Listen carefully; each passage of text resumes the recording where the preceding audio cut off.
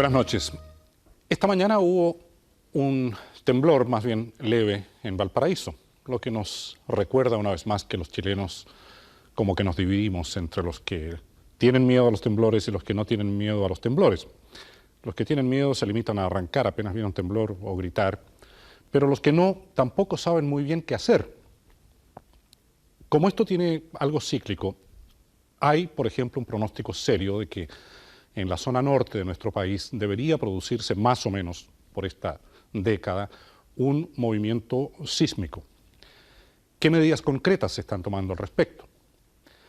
Los japoneses tienen una gran experiencia en lo que se refiere a movimientos sísmicos, como usted sabe, y sí se preocupan de prevenirlos, de tratar no solo de pronosticarlo, sino de predecirlo con exactitud, tal vez de horas, pero además de educar a la población desde niños respecto a lo que tienen que hacer, y eso es lo que veremos en el reportaje siguiente de Alicia Fenier. Dentro de muy poco, más bien en cualquier momento, Japón será asolado por un terremoto devastador. Será grado 8. No dejará ni daños, ni muertos, ni heridos. Los japoneses sabrán con días de anticipación la hora exacta del terremoto y el lugar donde refugiarse. Y esto no es ciencia ficción, porque en Japón los terremotos son predecibles. En 1920, un terremoto grado 7 ocurrió cerca de Tokio. Causó 140.000 muertes, tantas como la bomba sobre Hiroshima, y cientos de miles de heridos. La ciudad de Kanto quedó totalmente caída y arrasada por los incendios. Pero de eso los japoneses aprendieron, y 57 años después, en un terremoto al norte de Tokio, no hubo muertos, ni heridos, ni grandes daños materiales. Y los japoneses siguieron aprendiendo, más que nada a tomar conciencia que son un país de terremotos y que por lo tanto no pueden estar desprevenidos, y comenzaron a prepararse. El 1 de septiembre es uno de los pocos días feriados de los japoneses. En esa fecha se realiza un plan Daisy generalizado en el país. Todos los colegios son evacuados y los padres se organizan para ir a retirar a los niños al colegio, como lo hacen siempre los japoneses, con orden y disciplina. Además, para no perder la costumbre, por lo menos otras 3 veces al año los niños practican otros planes de evacuación llamados okashi, que en japonés significa caramelo y que es una palabra formada por las primeras sílabas de calma, silencio y disciplina. La idea es que se les grabe. También, con esa misma idea, pusieron en funcionamiento esta verdadera curiosidad para nosotros. Este vehículo simulador puede reproducir el movimiento de un terremoto grado 7, como el que tuvimos nosotros en Santiago, y es un sistema que hace más de 10 años se aplica aquí en el Japón. El simulador se lleva a distintos lugares de la ciudad, de Tokio especialmente, en industrias, oficinas o colegios, para que la gente conozca la sensación de un terremoto, pierda el miedo en lo posible y aprenda a actuar adecuadamente.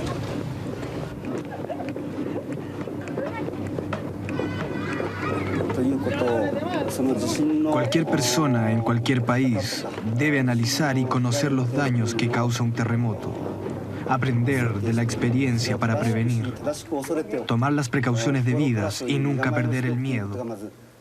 Hay que estar siempre preparado, en especial si se vive en un país subdesarrollado. Pero Japón no es pobre y se lanzó con todo a perfeccionar su arquitectura asísmica. Hoy se puede venir el mundo abajo y las grandes ciudades del Japón van a quedar en pie. Por lo menos, las zonas modernas de edificios altos solo se remecerán un poco.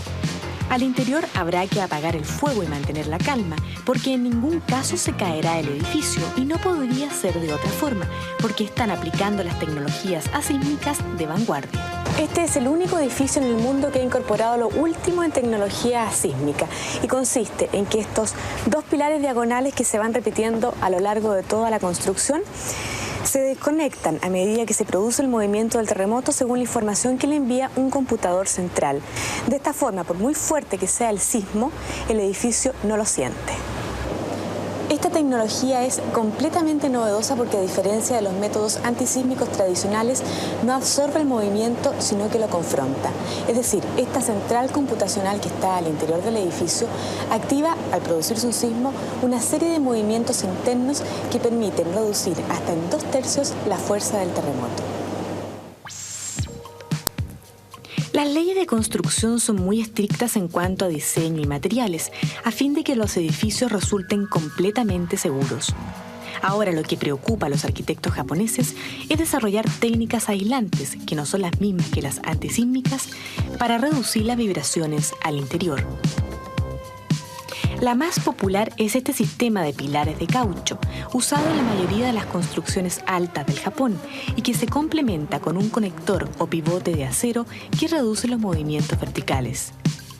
Este otro pivote, en tanto puesto en puntos estratégicos entre dos edificios, genera al momento de un terremoto un movimiento suave y regular.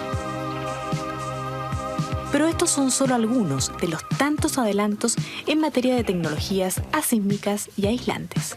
Lo más novedoso que están desarrollando los japoneses en el campo de la construcción y que por supuesto va a poder aplicarse a la tecnología sísmica es esta fibra de carbón que probablemente en un tiempo más va a reemplazar a las tradicionales cadenas de fierro que se usan en la construcción de los edificios. Este producto es muchísimo más liviano, por ejemplo, pesa 700 gramos este pilar, a diferencia de este otro que pesa 14 kilos, y además es mucho más flexible y no se oxida. Así, aplicando estas tecnologías, las construcciones más extensas y populosas como los rascacielos, las galerías subterráneas o el metro son, paradojalmente, las más seguras. Lo único que le pedimos a la gente es que no salga a la calle, que se mantenga en el edificio porque es lo más seguro en caso de terremoto.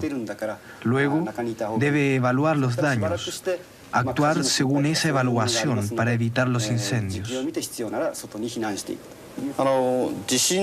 Se ha comprobado que los mayores daños son causados por incendios, más que por el terremoto mismo. Por eso lo más importante es prevenir posibles focos de fuego y estar siempre preparado para esa emergencia. Por eso, en los grandes centros comerciales de Tokio existen estos lugares donde uno puede encontrar y comprar esta mochila que no se inflama, leche o agua enlatada, productos secos como pan y arroz, extintores, linternas, por supuesto, y radio para mantenerse comunicados, y un set de primeros auxilios bastante completo, así como toallas, frazadas o casco, todo lo indispensable para refugiarse en caso de terremoto. Pero lo que realmente descoloca, porque rompe con todos los esquemas, es esta central meteorológica donde existe la posibilidad real, increíble y concreta de anunciar un terremoto. En la bahía de Suruga, donde se encuentra este lugar llamado Tokai, a unos 200 kilómetros de Tokio, va a ocurrir en cualquier momento un terremoto grado 8, según distintos fenómenos que se están registrando.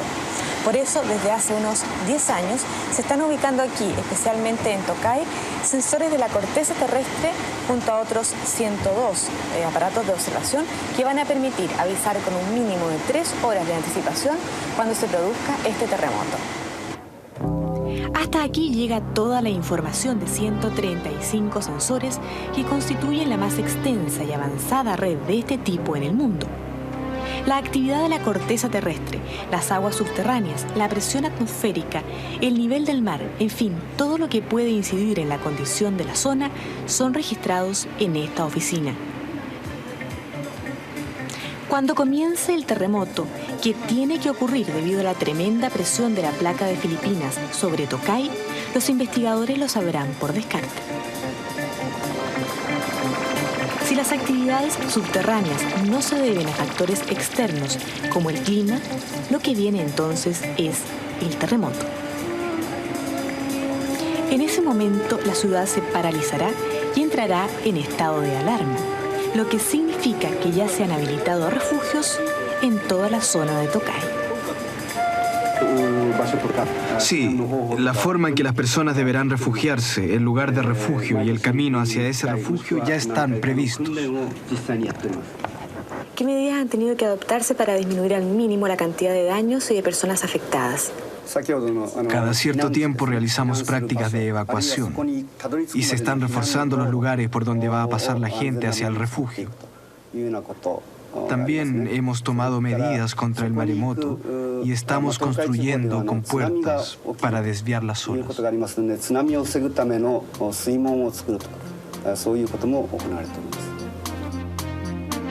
Ahora, paradojalmente, solo falta un gran terremoto para aplicar este sistema.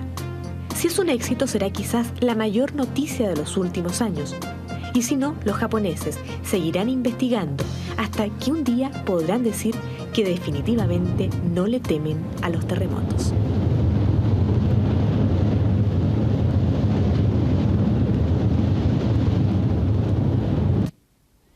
Interesante el lema de la campaña educativa en el Japón, usted lo escuchó: calma, silencio y disciplina.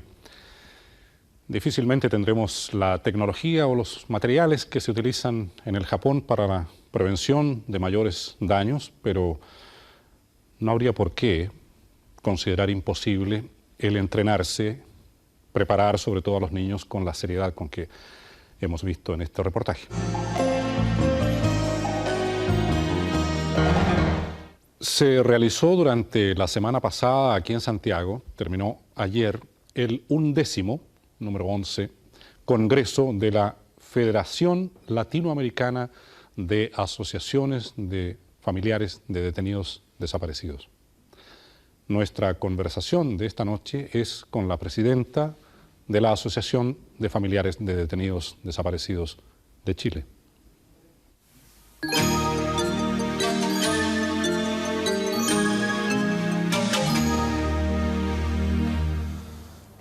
Señora Sierra, en lo referente a detenidos desaparecidos, ¿cuál es su historia?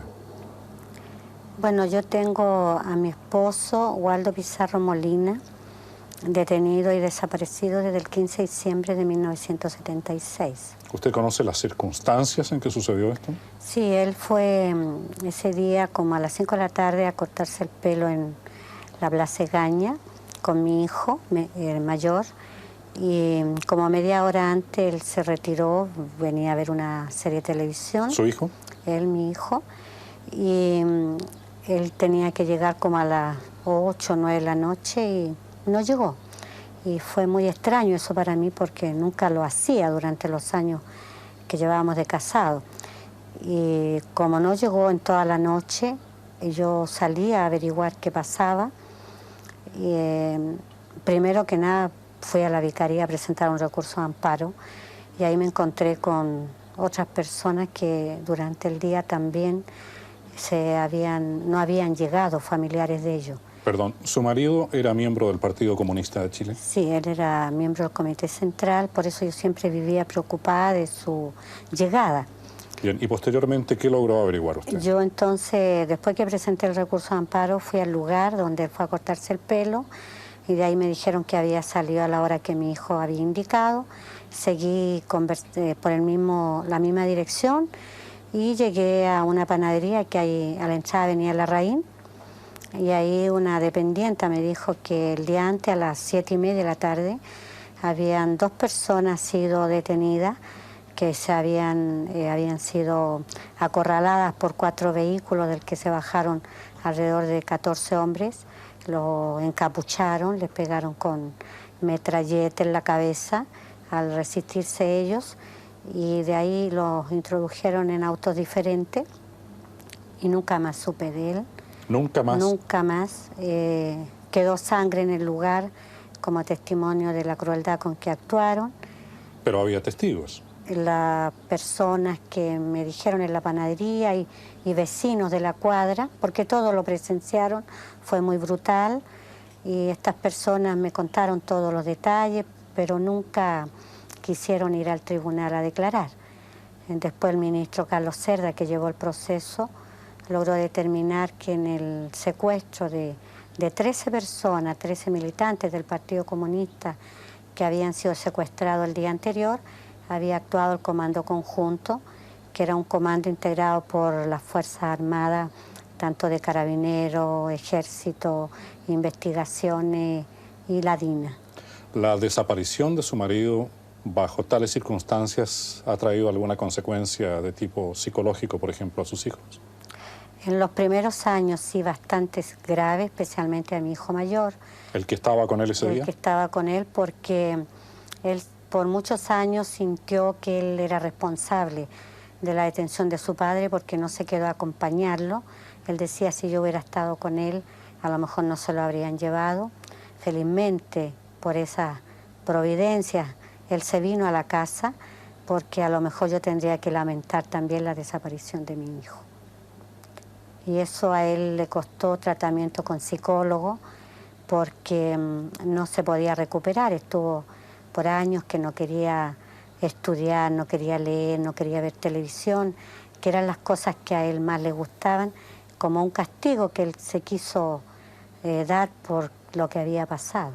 Han pasado muchos años desde entonces, señora Sierra, y la situación del país ha cambiado el régimen. ¿Cuál es la situación para usted ahora?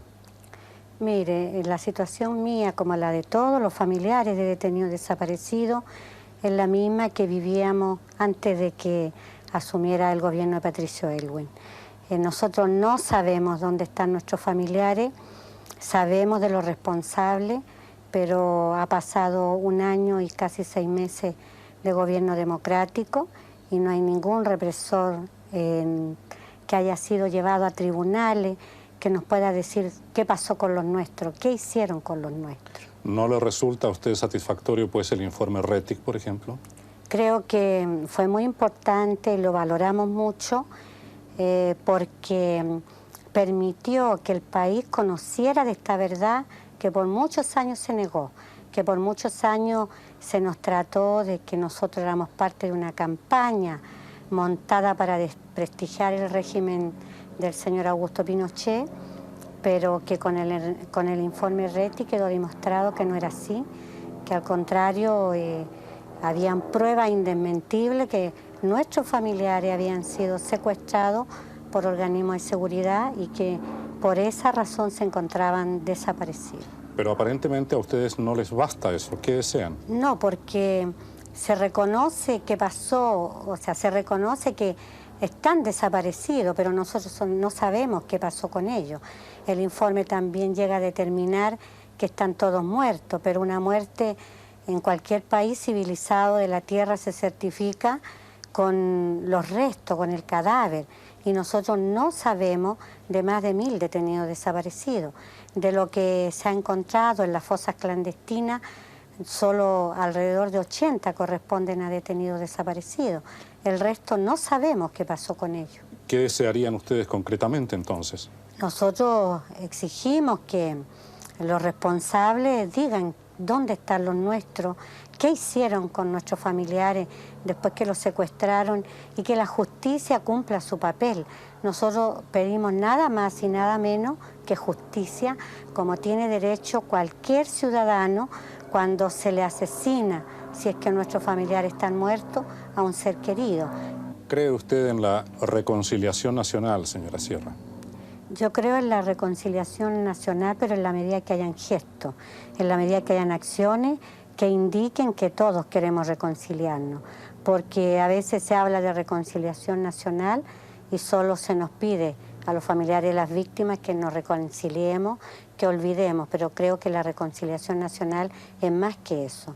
Es justicia social, es justicia en general, es dignificar al ser humano, es entender que para que nosotros podamos confiar unos en los otros, tengamos todos que hacer gestos, no solo algunos. A nosotros nos ha tocado durante muchos años ser los que tengamos que tener la paciencia, la esperanza, pero ya estamos desesperanzados. ¿Cómo enjuicia usted, porque ya me habló del Poder Judicial, a los otros poderes del Estado en este último año y medio en su actitud frente a lo que estamos conversando específicamente? Creo que no ha habido cambio. el Poder Judicial sigue aplicando la ley de amnistía. Ese es el Poder Judicial, pero los otros poderes. El Parlamento, los parlamentarios, especialmente la Concertación, se comprometieron con nosotros, los familiares, hay compromisos firmados públicamente de que, por ejemplo, iban a anular la ley de amnistía que impide la investigación y el poder saber qué pasó con nuestros familiares, y ahora nos dan miles de excusas de que no se puede. Y yo creo que si hay voluntad se pueden buscar los caminos. Y si no se pudiera, se debiera de tener la valentía y también la consecuencia de decirnos a nosotros y al país: no podemos anular la ley de amnistía porque lo impiden o las leyes de amarra o las trabas o los senadores designados, cualquiera que sea la explicación, pero que nosotros la conozcamos. El Ejecutivo también, en la medida de lo que han sido las conversaciones, también todos en este país están conscientes de que aquí hay una deuda con nosotros, pero se es prudente para todo y nosotros creemos que no se es prudente con los responsables. Por ejemplo, a nosotros no nos parece que se tenga que compartir en lo curro, por ejemplo, todo desde el presidente de la República con una persona que es capaz de tratar a nuestros familiares como lo hizo días antes el general Pinochet.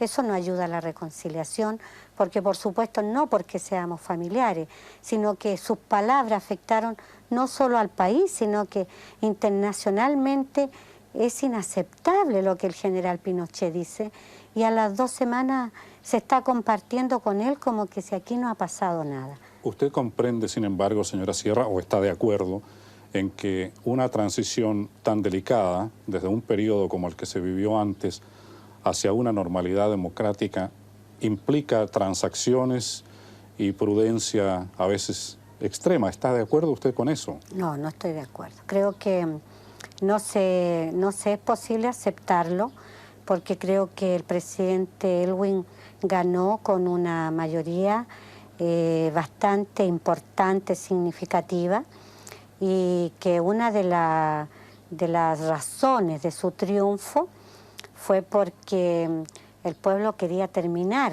con lo que era la dictadura en todo sentido. Y si en este momento no se avanza, es porque no se buscan las formas de avanzar más profundamente. Aquí en este país se podría, si el presidente de la República, el Parlamento, quiere avanzar y cumplir con el programa que se prometió durante la campaña de la Concertación, se podría conversar más con el pueblo, se le puede llamar a reuniones amplias donde se expliquen las trabas que tenemos, pero cuando uno ve que todo se resuelve conversando con los responsables, nosotros no entendemos este tránsito a la democracia. Y creo que eso va a ser un factor muy determinante en las próximas elecciones, y creo que eso va a ser un costo muy alto que va a pagar este gobierno y que uno lo siente, porque no quisiéramos volver a vivir el pasado. Eso creo que todos los chilenos lo tenemos claro, pero en la medida que somos consecuentes, el pueblo va a acompañarnos, pero si no somos consecuentes, no nos va a acompañar, porque el pueblo tiene mucha esperanza todavía y es tiempo de enmendar. No ve usted esto como un problema meramente electoral, ¿verdad? No. No, al contrario, creo que es para que este país pueda volver a ser lo que era. Creo que este país necesita recuperar su dignidad, este país necesita volver a tener confianza unos con otros, y acá no ha pasado nada en ese sentido. Y creo que es necesario que esto se profundice más. Señora Sola Sierra, muchas gracias. Ciertamente no es un motivo de orgullo para este continente el solo hecho de que exista una federación de asociaciones de familiares de detenidos desaparecidos. Sin embargo, las cifras podrían hacerlo inevitable.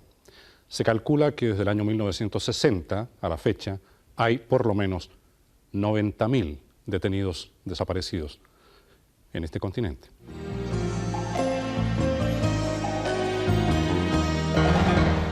El capitán Araya, que embarcó a los otros y se quedó en la playa, el padre Gatica, que predica pero no practica, o el teniente Bello, más perdido que el teniente Bello, son personajes incorporados ya a nuestro hablar cotidiano. Hay diferencias, sin embargo, entre ellos. El capitán Araya y el padre Gatica son como parientes entre sí. No necesariamente, usted dirá, tal vez la mamá del padre Gatica era hermana del papá del capitán Araya, y en ese caso el capitán Araya sería Araya Gatica, el capitán Araya Gatica.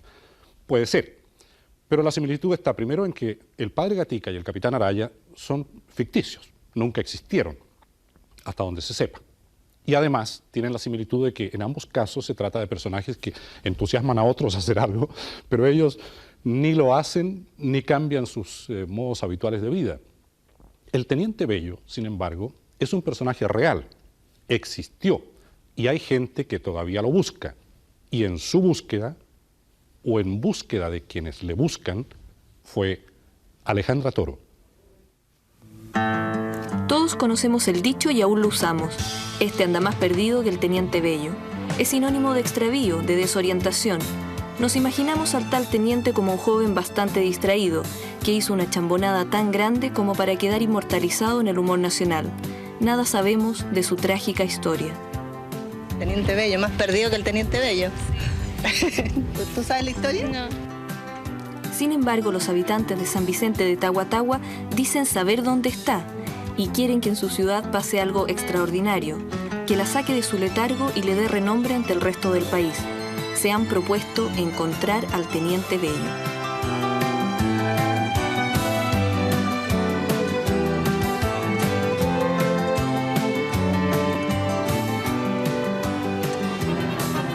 La madrugada del 9 de marzo de 1914, el teniente Alejandro Bello Silva salió del aeródromo Lo Espejo para dar su examen como aviador militar. Junto a otros jóvenes oficiales, debía realizar el raid Lo Espejo, Culitrín, Cartagena, Lo Espejo en un plazo máximo de 48 horas. Nunca regresó. 98.7 FM estéreo en la sexta región.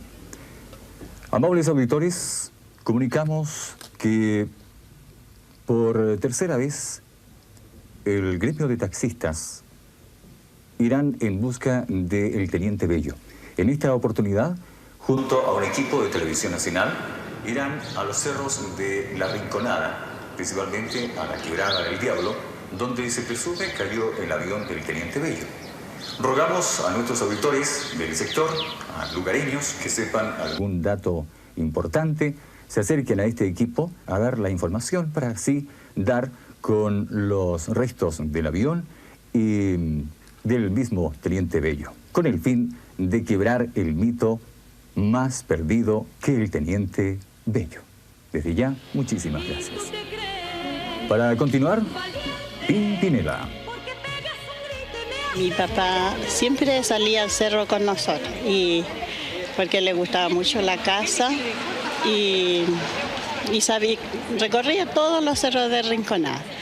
Y él nos contaba que se había visto una luz, algo que alumbraba tanto que le llegaba a molestar a él. Dicen que llevaban una caja de fondo, que llevaban algo muy valioso en el avión, entonces que puede que a la gente de antes en los campos creía en duendes, en cosas así, y que los duendes podían cuidar ese dinero. El miércoles 11 de marzo de 1914, el capitán Ábalos ordena que la policía de Melipilla, San Antonio y Cartagena se traslade a caballo a todos los montes y cerros de la región. El viernes 13, todos los diarios confirman la desgracia. No existe ni un solo rastro del teniente Bello. En torno a su muerte reina la más profunda tiniebla, y el misterio es la única respuesta que surge hasta hoy ante la pregunta angustiosa del país. ¿Dónde está Bello? Da frío, y el alma se estremece al imaginar lo ocurrido allá en la oscuridad de la noche. ¿Y cómo piensan ustedes encontrar algo si en 2 expediciones no lo han logrado? Mira, yo te puedo decir de que la primera expedición para nosotros fue más o menos artesanal. Fue una cosa de que nos nació el interés, además la aventura de hacer algo, y nos fuimos prácticamente con las manos vacías. solamente llevábamos las palas, machete para abrir el camino y no encontramos nada. Te digo de que ya la segunda expedición llevamos un detector de metales, el cual no nos sirvió mucho, pero seguimos siempre con ese mismo empeño de encontrarlo, porque sabemos que está ahí. ¿Y la gente acá cómo tomó la cosa? ¿Les creyó? No, mira, esto se prestó un poco para la risa. Un poco para la risa. ¿Conoces al Teniente Bello? ¿Has oído hablar de él? ¿Teniente Bello? No. No. Si les gusta subir cerro, escalar cerro, que vayan y verifiquen si esto es cierto o no. Más perdido que el Teniente Bello. No sé, me da lo mismo. Me da lo mismo. Los de la comisión investigadora de la Escuela de Aeronáutica creyeron que el Teniente Bello había caído al mar. Familiares, amigos, periodistas y ciudadanos pensaron lo mismo. La idea es que, perdido en la neblina, quiso aterrizar y, creyendo estar sobre tierra, se estrelló en el mar, hundiéndose en un par de horas. Esperaban que el mar arrojara su cuerpo, pero eso nunca sucedió. Desde entonces quedó el dicho, más perdido que el Teniente Bello. Estos sanvicentanos quieren terminar con él, porque ellos creen firmemente que el malogrado joven nunca cayó en el mar. Todo comenzó cuando leyeron una entrevista concedida en 1988 por don Carlos Peña y Lillo, quien a comienzos de los años 30 era corresponsal del Mercurio en esa ciudad.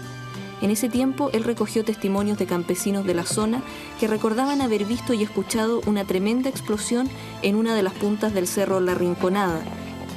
¿Nos podría contar la experiencia de su hermano, don Chendo Enrique? Sí, una vez estábamos por allá arriba en el Pangalillo y estábamos trabajando cortando leña, ¿sí?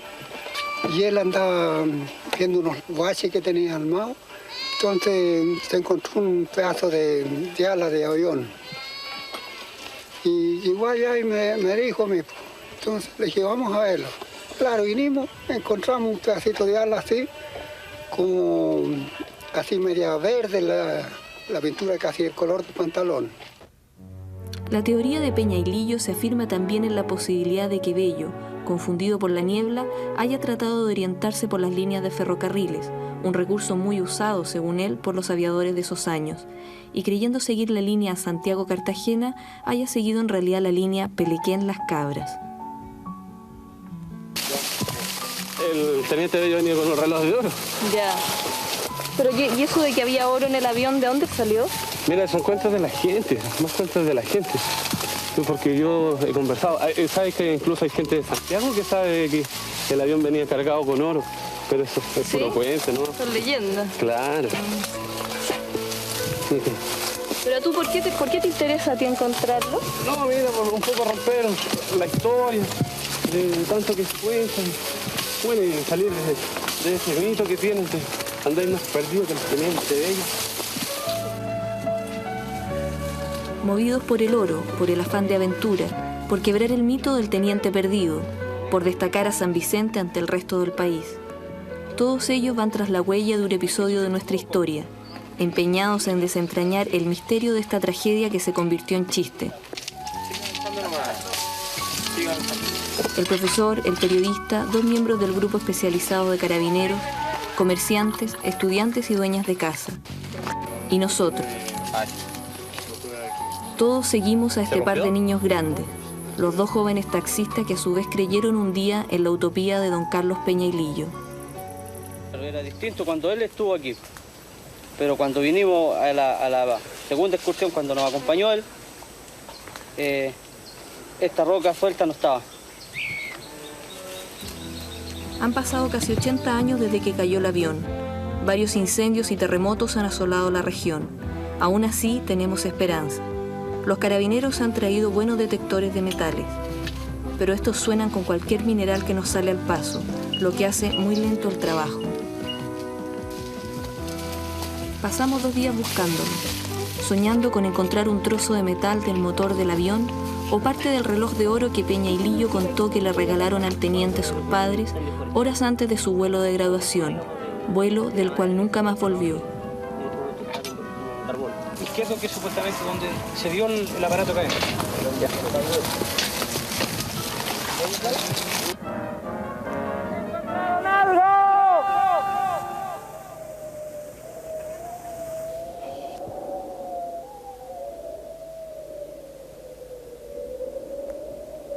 si él en este instante nos está escuchando, que nos dé un sentido de manifestación y que nos indique a nosotros o posteriormente a otra expedición que quizás con el tiempo se interese en buscarlo, que más o menos nos indique el lugar donde se encuentra.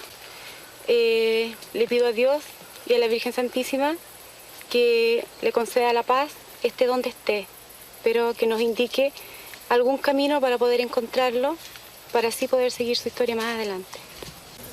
Bueno, si no lo logramos, ojalá que toda la gente se entere de que hubo alguien interesado en él para que su nombre figure como un pionero de la aviación y no como un mero dicho, andáis más perdido que el teniente Bello.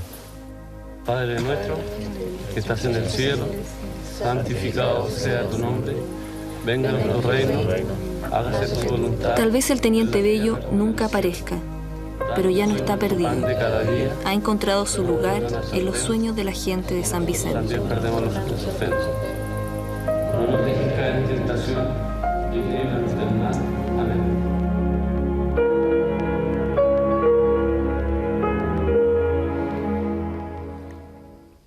Antes de ayer murió de un ataque cardíaco en Francia el actor Yves Montand. Por casualidad, con otro motivo, le entrevistamos hace algunas semanas, en la que muy posiblemente sea la última entrevista que concedió en vida.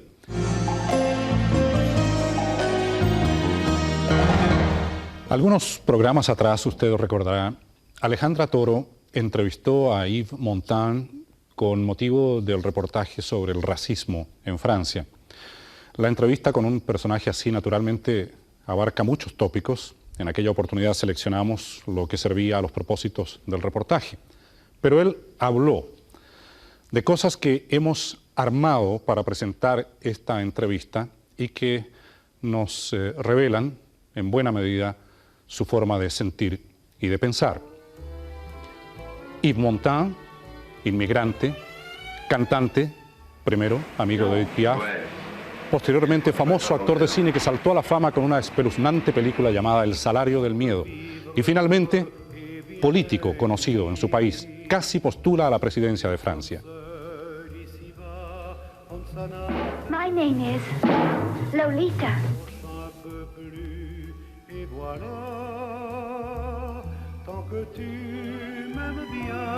N'ai besoin de rien, près de ta maman, tu n'as plus de tout. Le destin, c'est pas vrai, le destin ça n'existe pas. Cœur à cœur, on cueille comme une fleur sous les toits. Me dijeron una vez que yo he cambiado. Ahora yo he respondido siempre que no he cambiado en las bases iniciales que he tenido toda mi vida. De niño, inmigrante.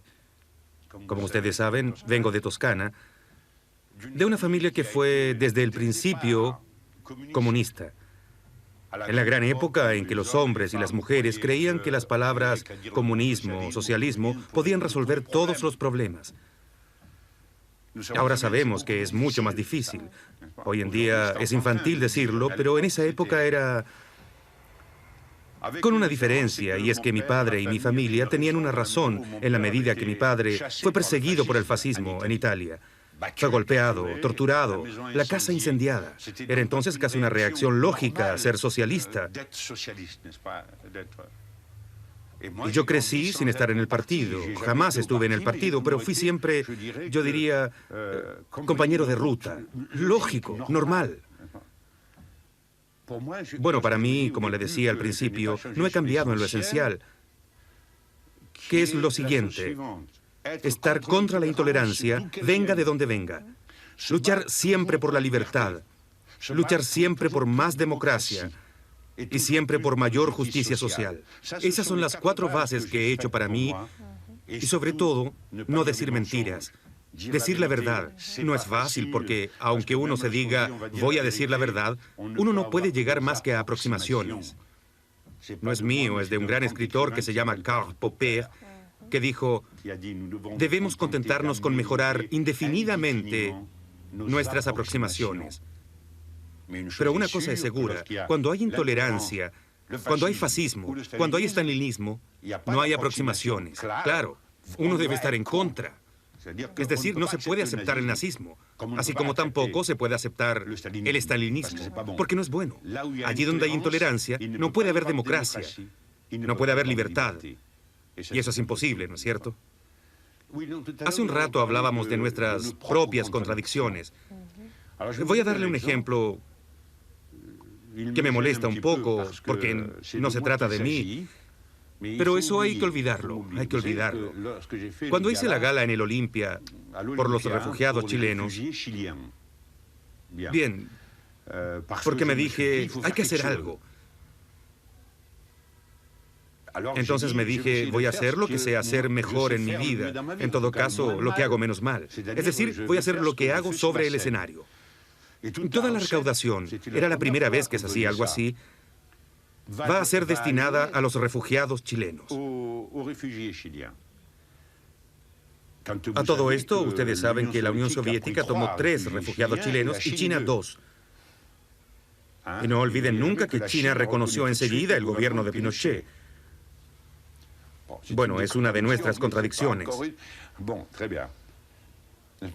Nadie iba a ser pagado para que la velada fuera realmente para los refugiados chilenos. Era una gota de agua, pero simbólicamente me parecía interesante. Pero me habría gustado ver a los trabajadores de Cherono, me habría gustado ver a los trabajadores de Docker, ver, no sé, sí, trabajadores. Dar 10 minutos de su trabajo para los refugiados chilenos. Me refiero a que, simbólicamente, esto representa algo. Antes que ir a la calle para silbar delante de la embajada chilena, cortar árboles, quemar autos, quebrar vitrinas, para mostrar la rabia del pueblo parisino contra la arbitrariedad chilena. Bueno, está bien, es una rabia que uno puede comprender, pero lo que me interesa es el lado constructivo. Quiero decir que para los chilenos que llegaron acá refugiados, o para otros, era mucho más interesante dar 10 minutos, un cuarto de hora, media hora de su trabajo, aunque fueran 50 francos, aunque no fueran más que 3 francos por trabajador, que ir a la confrontación. Era mucho más constructivo. Era una de nuestras contradicciones. Trato de darle un punto de vista personal. Me gustaría decirles a los chilenos que me ven y que me escuchan que no pretendo decir que tengo razón. No afirmo. Digo simplemente lo que siento profundamente, honestamente, con mis propias contradicciones. Pero no quiero imponer alguna cosa. Debo seguramente equivocarme en más de algo, pero las cosas que digo hoy en día las digo porque cumplo 70 años en octubre próximo, porque he atravesado este siglo en el cual me he encontrado con hombres y mujeres admirables, formidables, que los hombres y mujeres que pude encontrar en la parte comunista en la época quedan para mí como hombres ejemplares, porque ellos tampoco sabían, como yo, todo lo que podía pasar en los países del Este, lo que pasó en la Unión Soviética. Y luego encontré gente al frente, conservadores, liberales, hombres de derecha aquí en Francia, que son también hombres y mujeres respetables y muy bien. No se trata de tratar de arreglar las cosas para ser diplomático, decir aquí, acá. No es eso lo que digo. Digo simplemente que uno puede tener su propia afinidad política, pero no por eso quedar ciego, no ser sordo y ver las cosas como son. Un jour sans façon, un joli garçon, comme on chante dans les chansons, lui dit simplement. Casi un testamento filosófico, político de un hombre a quien conoció Alejandra accidentalmente justo al término de su vida, no lo sabíamos en ese momento. Uno de los capítulos más comentados de la vida de Yves Montand fue su presunto, porque nunca ha existido certeza al respecto, enamoramiento de Marilyn Monroe, con quien filmó una película, algo así como El millonario y la corista se llamaba.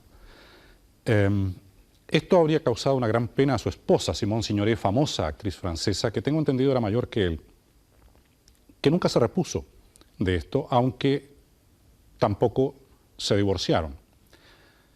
Las penas de amor es el tema de la siguiente crónica personal con Augusto Góngora.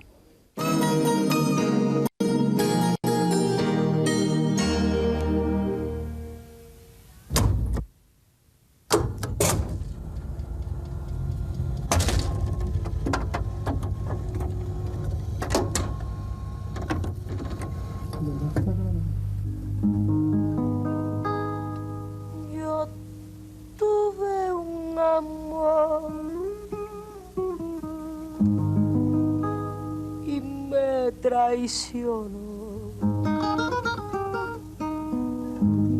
dejándome en el alma una desilusión.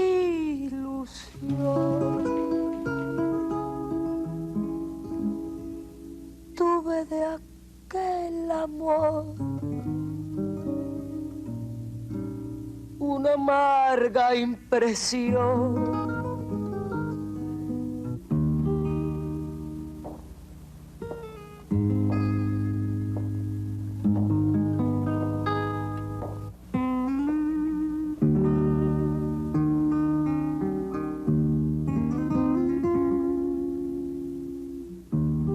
En la antigüedad clásica, Aristóteles entendía el sentimiento del amor como vinculado al hígado. Platón, en cambio, siempre lo concibió como una expresión del corazón. Las personas que tienen penas de amor recorren los más diversos caminos para curar las penas del alma. Unos vienen a la iglesia para buscar consejo divino. Otros hacen sahumerios para recuperar al amor perdido. Y otros consultan expertos para que les digan qué hacer en determinada situación. ¿Y usted ha tenido penas profundas de amor? ¿Y qué ha hecho con ellas? Amigas, amigos auditores, les habla Chara para saludarles y traerle una nueva historia de la vida real, extraída de la correspondencia que recibo de ustedes los auditores. La carta que les presentaré en esta oportunidad es enviada por Amalia. Es un caso muy dramático. Una pena de amor es para mí un dolor muy grande. Un dolor de ese tipo de dolores que uno no puede superar, de los dolores que te producen impotencia. Muchas veces se sufren penas de amor por celos. Esos pueden ser imaginativos o real. Un desengaño. Uno piensa que la persona a la que ama la idealiza y se da cuenta por cualquier motivo que no era lo que uno cree y ahí uno se cae, se deprime, llora. Una pena de amor es cuando uno está enamorado y después lo dejan, como el dicho, tirado en la carretera, sin vuelta que darle, hasta aquí no me llegamos y chao pescado. Sí, en contra de Mario, mi hermano, y Amelia, tu hermanita, y hasta de ti. De ese mal comentario no se salva nadie en esta casa. Pero la única que está cargando inocentemente con todo esto eres tú y nadie más que tú. ¿Yo? ¿Pero por qué? Porque Mario y Amelia se merecen todo lo que se diga de ellos, todo. Pero tú solamente es una verdadera víctima de todo esto que está ocurriendo. ¿Pero qué ocurre, Dios santo? ¿Qué se dice de ellos? ¿Qué se dice de mí? Perdóname que te lo diga en forma tan cruda. Perdóname. Pero alguien tiene que hacer algo para que todo esto termine de raíz. Se comenta que Mario, tu marido, y Amelia son amantes. Yo le recomendé una hierba, o sea, yo le recomendé el tronjil dolor, tronjil para la pena, como se le llama, que es para el sistema nervioso, y una tisana que se llama tisana 28, que es para los problemas de depresión. Empecé a trabajar en este tipo de programas radiales hace aproximadamente 40 años, el año 52, 53. donde la gente me escribía mucho, me contaba sus dificultades, sus intranquilidades sentimentales, porque siempre he trabajado en este tipo de actividad. Entonces pensé que así podría ayudar a la gente a orientarla. Las penas de amor son frustraciones a nivel del corazón, dolor en el corazón. Existen talismanes para las penas de amor, ¿ya? Formas, por ejemplo, yo te podría hablar de los talismanes que yo conozco para el amor, formas rúnicas que desarrollaron los vikingos, y uno de los talismanes bien poderosos, te lo voy a mostrar, hablaba justamente de resolver la cuestión amorosa, de resolver el vacío amoroso que podía haber en una persona, el vacío provocado por una persona que se fue o por una persona que nunca ha estado ahí. ¿Desde cuándo pasó esto que yo jamás reparé en ello? Por Dios, es que tenía casi una venda en los ojos. ¿Desde cuándo que lo amas? No sé. Creo que desde el primer día que llegaste con él a nuestra casa. Yo quise librarme de ese amor. Buscar en otros los que esperaba de él. Pero he sido débil. Y lo arrastré a él también, a mi loco amor, hermanita. Él no es culpable. Yo soy la única que tiene la culpa. El matarse por amor, pienso que hay que pensarlo demasiado, y si se mata a una persona por amor es porque realmente no soportó la pena y no fue capaz de superar el conflicto. Una pena de amor es justamente cuando una persona casi se enferma porque el ser querido se le va. Le ha olvidado, muchas veces por otra persona y a veces porque el cariño, el amor termina. Entonces esa pena de amor cada día se agranda, que llega hasta enloquecer la persona. El amor es, ¿cómo te podría decir? Está por un pelo a ser odio. O el odio puede ser de un pelo a ser amor. Es tan complejo hablarlo en realidad. Es una cosa que es para filósofos, no para mí, que soy un yerbatero. Al término de su carta, la auditora me dice: señora Shara, salí hace 10 años de Chillán para establecerme en los Andes. Mi hijo tiene 9 años. Se parece mucho a Mario, su padre. Gano lo suficiente para él y para mí. Lo triste es ahora que mi hermana me escribe pidiéndome que la vaya a ver porque se encuentra enferma. La situación se transforma muy grave porque ella quiere que vuelva. Me ruega que lleve a mi hijo para conocerlo, pero le temo a ese encuentro. Después de 10 años, estar nuevamente frente a frente, ella, él y yo. Quiero, señora Shara, que usted me oriente qué debo hacer en este caso y cuál es el futuro de nosotros. Gracias. ¿Qué haces junto a mí si todo está perdido, amor? ¿Qué más me puedes dar? ¿Se ha fijado que las telenovelas terminan justo cuando el amor se encuentra? Porque parece que el amor equilibrado, el maduro, el que dura para toda la vida, no le interesa a nadie. No es tema de los diarios, ni de la literatura, ni de la televisión. En cambio el otro, el amor doloroso, el tormentoso, el que hiere, parece que nos resulta atractivo. Y está en las telenovelas y en las canciones. Y lo buscamos para después sufrir por él. Y volvemos a las penas de amor. ¿Qué le parece? Mozo, sírveme la copa rota, sírveme, que me destroza esta fiebre de obsesión. Mozo, sírveme la copa rota, quiero sangrar gota a gota. El veneno de su amor. Tenemos que agradecer a Radio Santiago y su radioteatro y también a la yerbería de don José Peralta la colaboración para este programa. Y además Pancho Moat, ¿usted conoce a Pancho? Claro que sí. Me ha preparado una lista además de recetas para calmar las penas de amor. Por ejemplo, los consejos del doctor Cariño y de Jacques de la Tour en Matutinos. Todos recordamos además los históricos consejos del célebre Jean de Fremis hace algunos años. También se recomienda aquí la agüita de toronjil cuyano o las sabias recetas de la brujita Caramelo. Hay también, dice Pancho, no menos de 2000 psicólogos y psiquiatras, y si todo eso falla o resulta demasiado oneroso, hay toda una feria con docenas de brujos en este momento a su disposición aquí en Santiago. Dura hasta el próximo domingo, así es que habría que apresurarse en caso de una pena de amor urgente.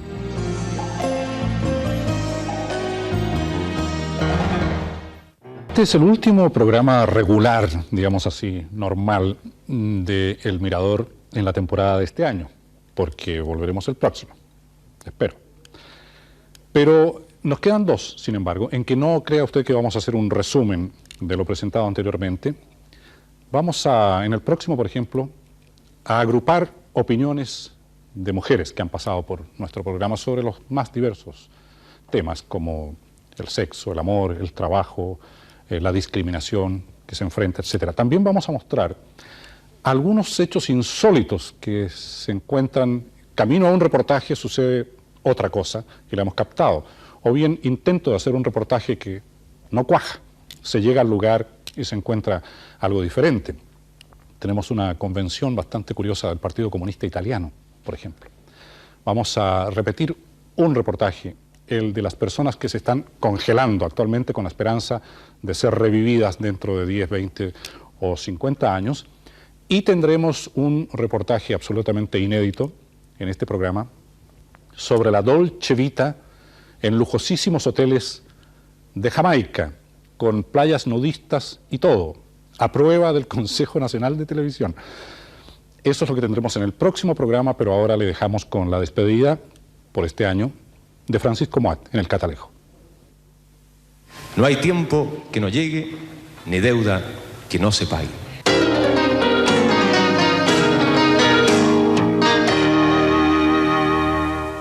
El martes pasado me quedé con los crespos hechos de despedirme como Dios manda y confesarles la infinitud de deudas que aún mantengo impagas después de trabajar semana a semana para parir este catalejo. Un parto difícil, doloroso, sin anestesia. En primer lugar, quiero rendirle el tributo que se merece a la mujer chilena. Madre ejemplar, una mujer abnegada que no se anda con chicas, una mujer aguerrida, de armas tomar, que siempre va al frente, que nadie le pasa por encima así como así, sin antes pedirle permiso, y que tiene su coquetería a flor de piel. Ahí están nuestras parlamentarias, que nada tienen que envidiarle a la chicholina en lo político, estadistas de peso, que no le van en saga a los legisladores machos, patriotas todos a carta cabal, servidores públicos intachables, ejemplos de austeridad en un país que juega de chico a grande, en un país que moja la camiseta.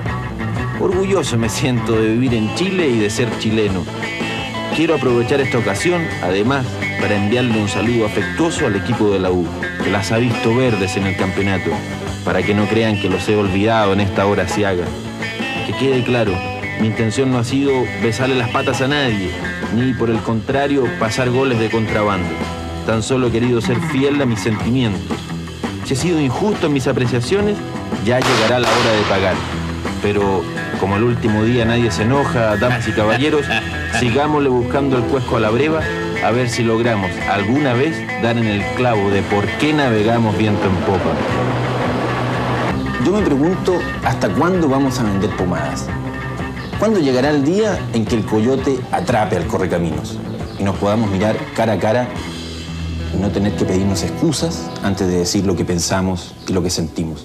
Ahora, si eso no es posible, entonces, buenas noches, los pastores. ¡Me dan asco! Buenas noches, los pastores.